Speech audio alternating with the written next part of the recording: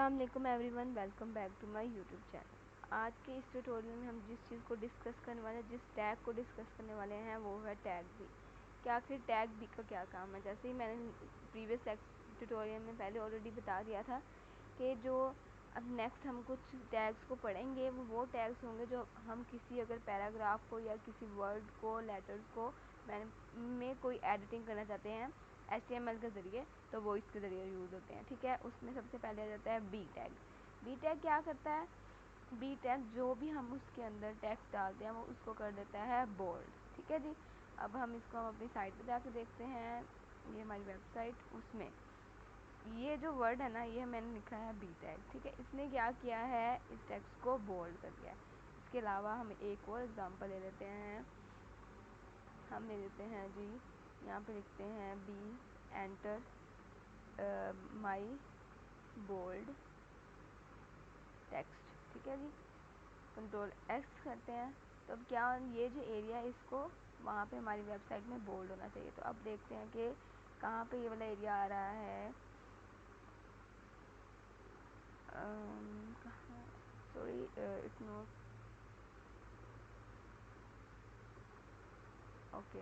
I think control S and वहाँ जाके date करना पड़ेगा, शायद चेंज हो जाए। ये रहा, ऑलरेडी आ गया था, सॉरी। यहाँ पे माई बोल्ड टेक्स्ट, अब ये क्या है, वही बी टैग है जो हमने अभी ऐड किया है। हम ऐसे करेंगे, कोई भी चीज़ करेंगे उसके बाद हम बी आर टैग यूज़ कर लेंगे ताकि वो विजिबल हो जाए। उसके बाद एक वर्ड हमारे पास आता है, जो टैग आता है स्ट्रॉन्ग।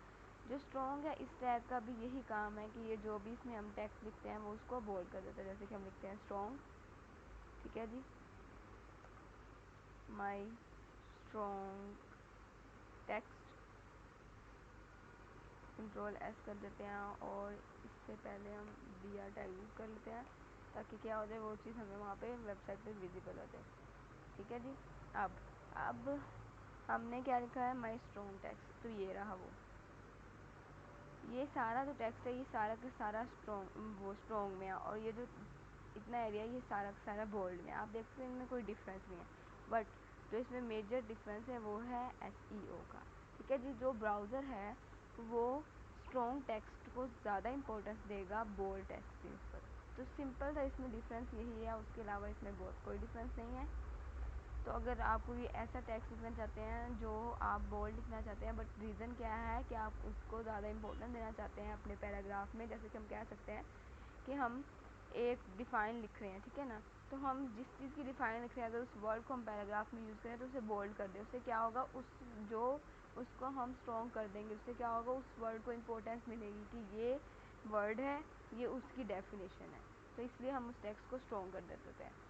उसके अलावा जिस टैग को हम डिस्कस करने वाले हैं वो है आई टैग। अगर हम अपने टेक्स्ट को इटैलिक करना चाह रहे हैं तो उसके लिए हम यूज़ करते हैं आई टैग को। ब्रेक लगा देते हैं ताकि डिफरेंस आए। उसके अलावा हम ब्रेक लगा देते हैं ताकि डिफरेंस आए। और यहाँ पे एक टैग आई एंटर करेंगे, उसमें टेक्स्ट लिख देंगे माई इटैलिक टेक्स्ट के। एक और एग्जांपल ले लीजिए हमने, कंट्रोल एस करेंगे, हमारी साइट पे जाएंगे और हम देखेंगे कि हमारा जो इटैलिक टेक्स्ट है वो कहाँ पे आ रहा है। तो आप देख सकते हैं ये वो टेक्स्ट जो मैंने अभी लिखा है और ये वो टेक्स्ट जो कि ऑलरेडी पहले से ही टाइप था। तो क्या हुआ इनमें तो आप देख सकते हैं कि ये दोनों इटैलिक हैं और ये हमारे पास बोल्ड और स्ट्रॉन्ग टेक्स्ट है हमारे। आप देख सकते हैं कि जो बोल्ड होता है वो ऑलरेडी हमें पता है, उसका वेट हाई होता है। जो इटैलिक है वो जस्ट वो वर्ड्स को टेढ़ा कर देता है, ठीक है ना, तो वो स्टाइलिंग में ही आएगा, जस्ट टेक्स्ट को फॉर्मेट कर रहा है हम इस एरिया में। उसके बाद हम जिस चीज़ को डिस्कस करने वाले हैं वो है EM।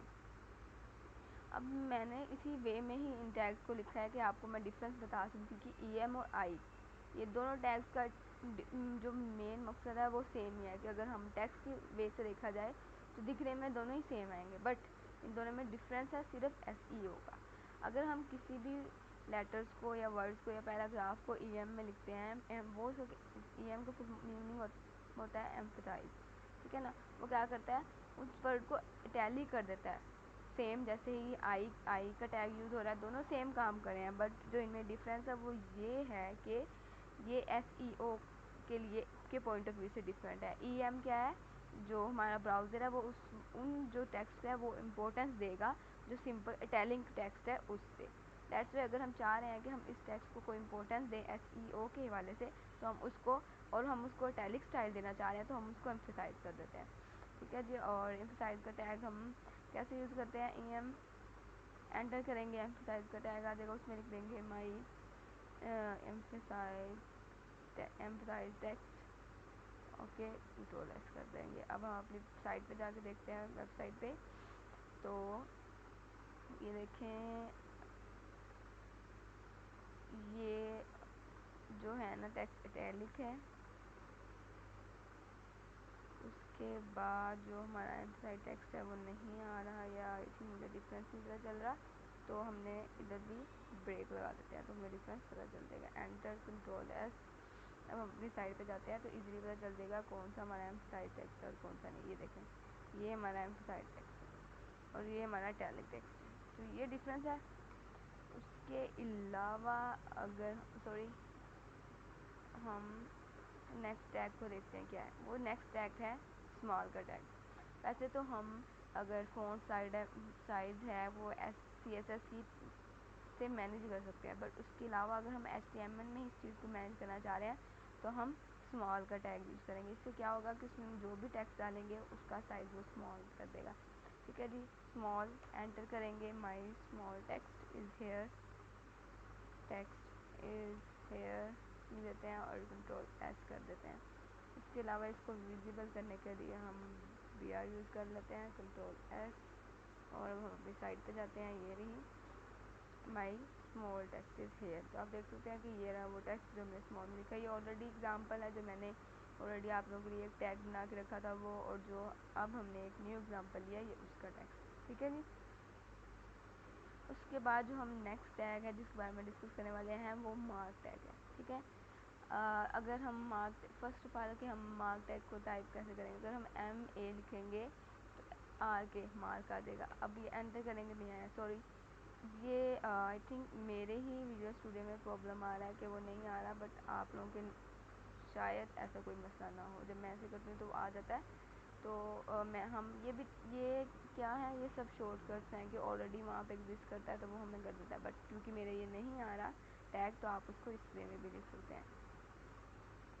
ठीक है जी। मार्क टैग इज़ हेयर और कंट्रोल, ये देखें यहाँ पे एरर आ रहे हैं, एरर नहीं सॉरी डिस्प्ले कराएगा, बट वो हाईलाइट कर दिया तो उसका कोई रीज़न है कि बाकी अगर ब्रैकेट्स हैं जो भी क्लोजिंग टैग है वो ग्रे में है, तो एक वाइट में क्यों आ रहा है, इसका मेजर रीज़न ये है कि वो एक टेक्स्ट है इस वजह से।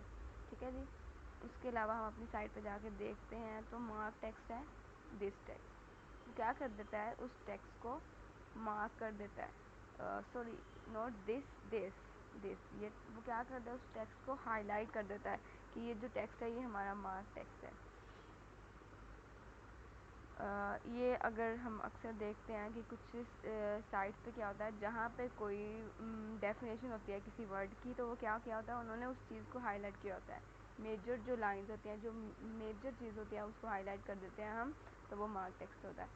उसके अलावा अब हम जिस चीज़ को डिस्कस करने वाले हैं वो है डेल टैग। डेल टैग क्या होता है, डिलीट, कि हम कोई टेक्स्ट है हम उसको कट करना चाह रहे हैं तो वो डेल टैग में आ जाएगा। और डेल टैग हम लिखते हैं डेल, एंटर करेंगे डेल टैग आ जाएगा। हम लिखते हैं my del tag is here, is here, control S करेंगे और अपनी वेबसाइट पे जाएंगे और ये क्या है, ये सारा का सारा वो है जो हमने अभी लिखा है। ये क्या करेगा उस टेक्स्ट को डेल कर देगा। और इसमें क्या है कि वो टेक्स्ट डिस्प्ले होगा, बट उस पर वो कट लगा देगा कि ये एक डिलीटेड टेक्स्ट है, बट वो पेयर होगा, ये नहीं कि वो पेयर नहीं होगा। उसके अलावा जो हमारा नेक्स्ट टैग है वो है इंसर्ट। इंसर्ट का मतलब है कि हम कोई ऐसी चीज़, जैसे कि हम कह सकते हैं, एग्जांपल ले लेते हैं किसी भी साइट की, तो इसमें ऐसा होता है कि अक्सर डिस्काउंट लिखा होता है ना, कोई किसी चीज़ पे लगता है, तो जो ऑलरेडी पहले जो जो उसकी अमाउंट होती है उसको हम क्या कर देते हैं, मार्क कर देते हैं, और जो नेक्स्ट टेक्स्ट होता है उसको हम इंसर्ट करा देते हैं। तो वो इस वे में इंसर्ट भी करा सकते हैं, या फिर हम कोई न्यू सिंपल टैग भी लिख सकते हैं, बट उसको हम इंसर्ट भी करवा देते हैं। उसमें क्या होगा कि हम उनको बता रहे हैं कि जो ऑलरेडी पहले एग्जिस्ट टेक्स्ट करता था हमने उसको डिलीट कर दिया या डेल कर दिया, और ये हमारा न्यू टेक्स्ट है जो हम अब यूज़ करने वाले हैं। कंट्रोल एस कर देंगे। उसके अलावा अपनी वेबसाइट पे जाके देखेंगे तो आप लोग देख सकते हैं ऐड हो गया इस हिसाब से। और उसके बाद हमारे पास 2 और टैग्स रह गए हैं जो यही पैराग्राफ को की एडिटिंग के लिए यूज़ होते हैं। उसमें होता है एक सब और एक होता है सब, ठीक है। सब में क्या होता है, सब में क्या होता है वो मैं आपको बताना चाहूँगी। अगर आप मैथमेटिकल इक्वेशंस लिखना चाह रहे हैं, कुछ ऐसा काम करना चाह रहे हैं, तो आपके लिए इजी रहता है। जैसे कि हम लिख देते हैं टेक्स्ट एक्स, उसके बाद हम सब लगा देते हैं, सॉरी सब का टैग लगा देते हैं, और उसमें लिख देते हैं 2, और इसी तरह ही हम y लिख देते हैं और उसमें हम सब का टैग लगा देते हैं,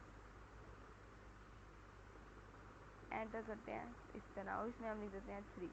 तो अब हम अपनी साइट में जाकर देखते हैं कि डिफरेंस क्या है। पहले इसको हाईलाइट करने के लिए हम ब्रेक यूज़ कर लेते हैं। ये जो ब्रेक है ये ज़रूरी नहीं है कि हाँ आप हर बार यूज़ करें, बट मैं आप लोगों को समझाने के लिए, क्योंकि मैंने पहले से ही उन टैग्स को लिखा हुआ है, तो इसलिए उनको आपको ब्रीफली एक्सप्लेन करने के लिए मैं बी आर यूज़ कर रही हूँ। आपको ज़रूर करने की ज़रूरत नहीं है। देखें, ये आपकी इक्वेशन के लिए जब हम सब लिखते हैं वो क्या होता है कि वो एक्स की 2 हो जाता है, ठीक है, वो डाउन में वैल्यूज़ देता है हमें। और अगर हम उसको सब कर देते हैं, मतलब पी कर देते हैं बी की जगह, तो वो हमें टॉप पे वैल्यू देता है। तो सब और सब में ये डिफरेंस है। आई होप आपको समझ आ गया होगा। इसके अलावा जो बाकी हमारे टैग्स हैं हम उसको नेक्स्ट लेक्चर में डिस्कस करेंगे। आई होप कि आप लोगों को आज का जो ट्यूटोरियल है वो समझ आ गया। अगर आपको इसमें कोई भी क्वेश्चन है तो आप मुझसे पूछ सकते हैं कमेंट करके। ओके जी, अल्लाह हाफिज़।